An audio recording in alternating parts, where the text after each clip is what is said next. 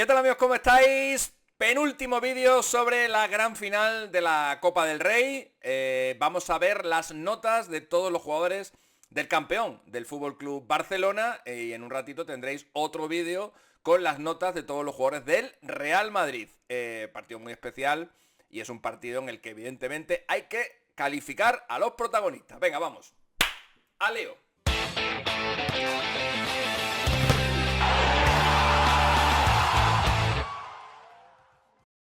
Bueno, amigos, seguimos con mi buena dinámica de vídeos cortitos y en lugar de hacer un mega vídeo de 40 minutos hablando de los dos equipos, vamos a hacer un vídeo para cada equipo, que además cada uno merece su espacio. Y vamos a empezar obviamente por el campeón y por analizar a todos los jugadores que participaron en la final, comentar un poquito su participación y darles evidentemente la nota. Empezamos por el Barça y empezamos por su portero, por Szczęsny, que hizo un partido irregular. Creo que en la falta claramente puede hacer muchísimo más y probablemente también en el gol que marca Tchouaméni en la salida de un córner. También hizo alguna parada de mérito, alguna intervención de mérito y evidentemente la nota que le vamos a dar a Szczęsny no es una nota espectacular, pero tampoco le vamos a suspender. Yo creo que con un 6 va más que servido el guardameta polaco, que está haciendo un temporadón, pero que el otro día, en este partido en concreto, que es el que estamos calificando, bueno, pues tuvo una actuación, como digo,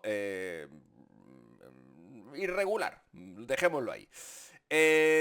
Koundé. Bueno, Koundé hizo un gran partido. Koundé hizo un gran partido, estuvo muy bien y evidentemente marca el gol de la victoria. Ese gol le da una enorme puntuación, no solamente porque es el gol que decide un título en una prórroga, cuando todo conducía a los penaltis y además aprovechando una situación que no es habitual para un lateral, ¿no? Que es un balón ahí perdido en el centro del campo, pero tuvo la habilidad, la intuición, la perspicacia necesaria para aprovechar esa indecisión de Brahim en el pase de Modric y cazarla y ponerla donde tienen que ponerla. Además lo completa con un gran partido en su faceta defensiva barra ofensiva, porque Koundé es un lateral de largo recorrido y lo suele hacer muy bien, tanto en campo propio como en campo contrario, y el otro día no fue una excepción. Le voy a poner un 9 a Jules Koundé. Cubarsí, pues me parece que hizo un partidazo. Me parece que hizo un partidazo y el otro día tengo la sensación de que se invirtieron un poco los papeles entre Íñigo Martínez y Cubarsí. Íñigo suele ser la voz cantante y suele ser el que lleva el peso en las tareas defensivas del Fútbol Club Barcelona, pero en esta final creo que esa voz cantante la llevó Cubarsí, que estuvo algo mejor que su compañero, muy acertado en prácticamente todas las decisiones que tomó. Este chico está cobrando un o está adquiriendo un nivel que empieza a ser importante, y es un central de muchas garantías, que va cogiendo poco a poco experiencia y que ya en un partido de este nivel y ante un rival como es el Real Madrid brilló y mucho. Le voy a poner a Cubarsí un 8. Íñigo Martínez, su compañero en la tarea de central, no estuvo tan brillante como Cubarsí, que prácticamente no cometió ningún error, pero bueno, también hizo un buen partido, hizo un partido notable. Insisto, no es su mejor partido de la temporada, ni mucho menos, pero es un partido notable de Íñigo. Le voy a poner un 7, un poquito menos que a Cubarsí. Gerard Martín, bueno, pues tuvo una tarea complicada, que es la de sustituir a Balde. Es verdad que, bueno, Gerard Martín, por su banda, tuvo a Rodrigo, que prácticamente no hizo nada. Luego hablaremos en las notas del Real Madrid de Rodrigo, y por tanto defensivamente no estuvo muy exigido, pero estuvo bien posicionalmente. Tácticamente es un buen jugador, como lo son prácticamente todos los jugadores del Barcelona, de la cantera del Barça, que tácticamente están muy cuidados y muy trabajados. Ofensivamente, pues evidentemente no te puede ofrecer lo que te da Balde, porque no tiene esa potencia física, pero bueno, bien, aceptable. Gerard Martín, le pongo un 6. Pedri, bueno, Pedri hizo un partidazo. La primera mitad de Pedri fue de clinic. En la segunda mitad pasó más desapercibido, también por la forma de jugar del Barça en ese segundo tiempo, donde jugó más en largo que en corto. Ante la situación posicional del Real Madrid, que avanzó bastante líneas y que empezó a recuperar en campo contrario, el juego se volvió más loco. Hubo más transiciones rápidas, más pases a la espalda y ahí Pedri pues sufre más cuando el partido se vuelve más físico, a pesar de que este año estamos viendo un muy buen nivel físico de Pedri, pero evidentemente cuando hay que correr, Pedri no es tan notable como cuando tiene el balón en los pies y tiene tiempo para pensar. Metió un golazo, es verdad que aprovechando la inactividad de los jugadores del Real Madrid, que le dejaron campar a sus anchas por esa zona. Lamine le vio muy bien y mete un golazo extraordinario. Y bueno, a Pedri ya en el segundo tiempo ya tuvo que pedir el cambio, la prórroga, minuto 98, porque ya no le daba más el físico, hizo un gran despliegue. Le voy a poner un 8,5 a Pedri. Casi un sobresaliente, casi un sobresaliente. El sobresaliente me lo voy a reservar para Koundé y para otro jugador del Barça que para mí fue el mejor del partido. Frenkie de Jong estuvo bastante bien, diría yo. También hizo un partido notable. Mejor en la primera mitad que en la segunda mitad. Ya también le pasó un poco como a Pedri, que poco a poco, sobre todo en la segunda parte, cuando el partido se volvió más veloz y más vertiginoso, ahí no tuvo tanta participación, y poco a poco también se fue agotando físicamente, hasta el punto de que, bueno, creo que con buen criterio Flick, al que luego puntuaremos también, le sustituyó poco antes de que acabara la segunda parte por Gavi. A Frenkie de Jong le voy a poner un 7. Dani Olmo, que fue, digamos, la gran duda que había en el Barça, en ese equipo titular, si jugaría Dani Olmo o si jugaría Fermín. Finalmente Flick optó por Dani Olmo y bueno, visto lo visto, podríamos decir que se equivocó, porque Fermín estuvo muy bien, le vamos a puntuar ahora, y Dani Olmo no estuvo tan bien, no estuvo tan bien. A ver, se equivocó visto luego lo que pasó en el partido, que obviamente a mí, Dani Olmo, me parece mucho más, pero mucho más jugador que Fermín. Fermín me gusta, pero Dani Olmo me encanta.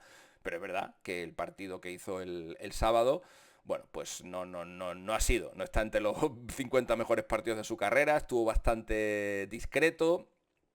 Eso que tanto le caracteriza, que es saber moverse ahí entre el barullo que se suele montar en el área, sobre todo cuando hay mucha aglomeración de jugadores, y en el primer tiempo la hubo, porque el Real Madrid estaba prácticamente encerrado en su área. Bueno, no tuvo la brillantez y la clarividencia que le suele caracterizar, y hizo un partido discreto, simplemente discreto. A Dani Olmo le voy a poner un 6. Venga, le vamos a poner un 6.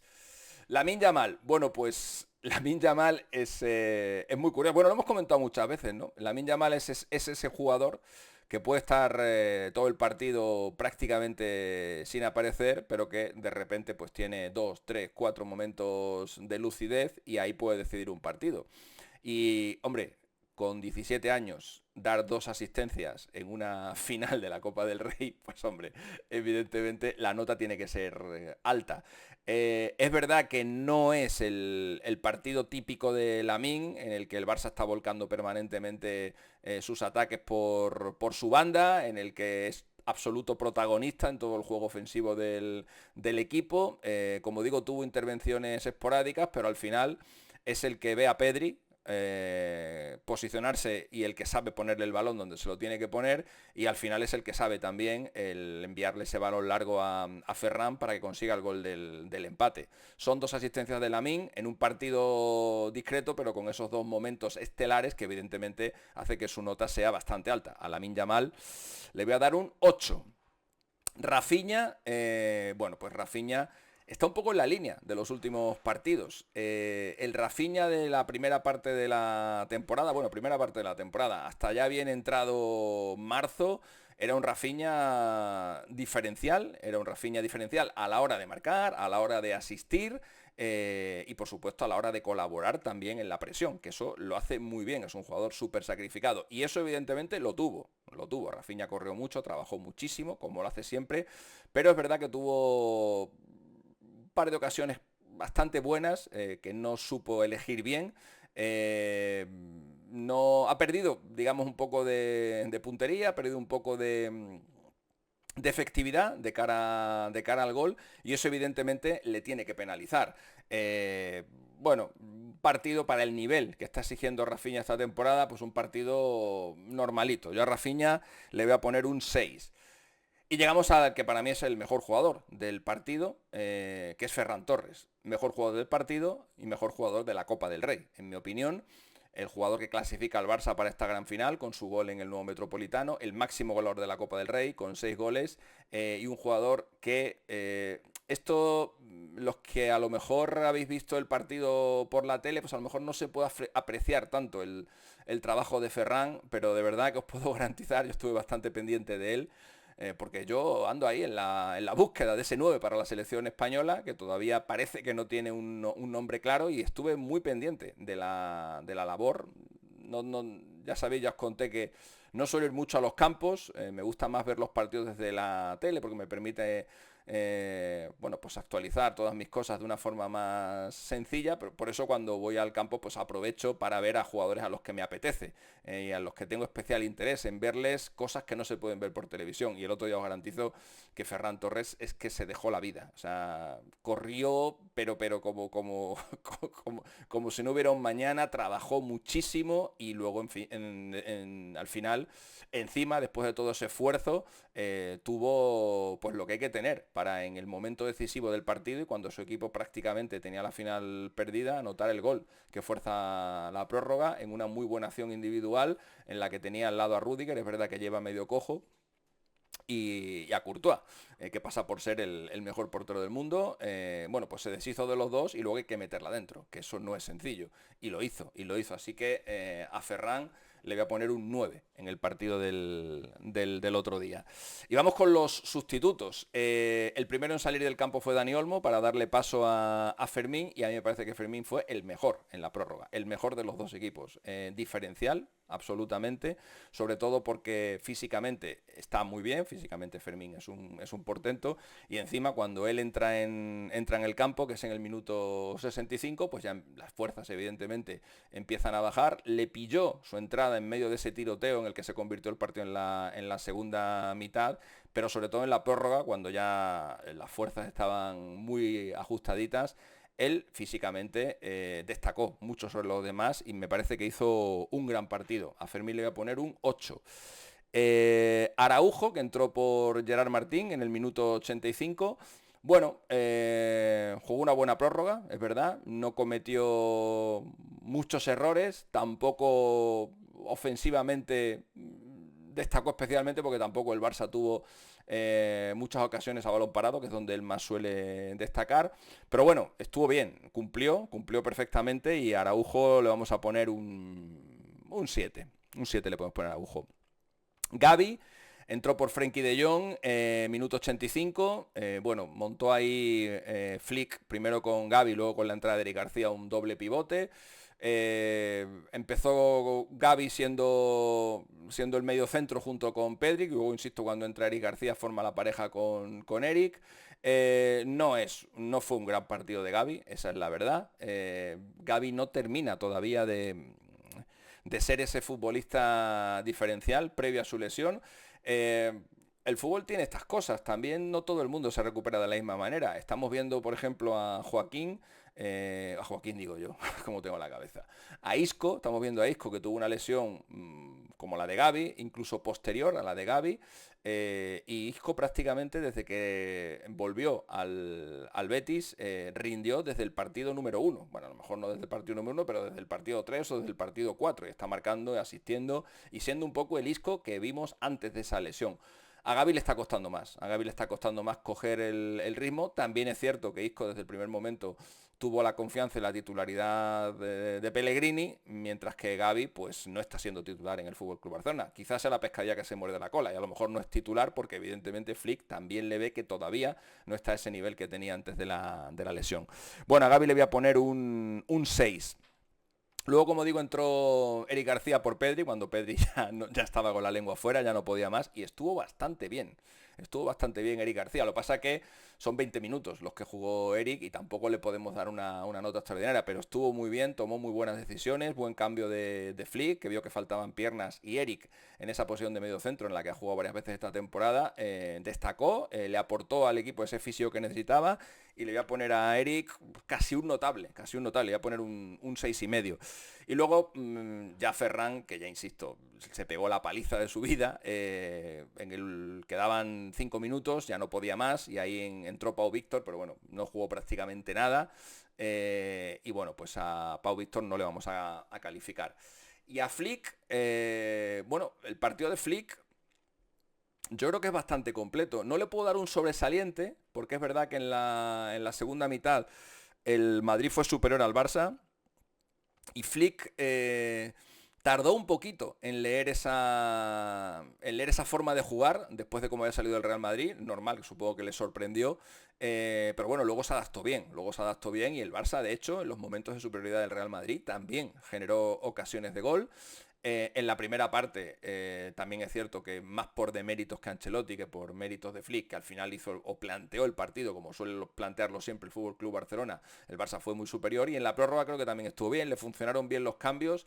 Y bueno, aunque solo sea por esa sensación de inferioridad que al menos durante media hora en el segundo tiempo vimos al Barça, pues no le pongo el sobresaliente, pero vamos, le pongo un notable muy alto. El sobresaliente y probablemente incluso la matrícula de honor quizás se la demos cuando termine la temporada y quién sabe el Barça consiga el triplete, porque desde luego la influencia de Hansi Flick en este equipo, que el año pasado estaba roto y que este año es lo mismo, más Dani Olmo y vuela, es enorme. Pero bueno, para esta final de Copa a Hansi Flick le voy a poner un 8,5, y con esto cerramos las notas del FC Barcelona. Como siempre os digo, bueno, pues darme vuestra opinión en los comentarios. ¿Qué notas pensáis que están infladas? ¿Qué notas pensáis que me he pasado por lo bajo y que deberían merecer un poquito más? Y nada, abierto a vuestros comentarios, darle like si os ha gustado el vídeo, suscribíos al canal y nos vemos en un ratito con las notas del Real Madrid. Venga, hasta luego. Chip, chip, chip, él es Mr. Chip. Chip, chip, chip, él es Mr. Chip. Chip, chip, chip, él es Mr. Chip, el estadista del fútbol.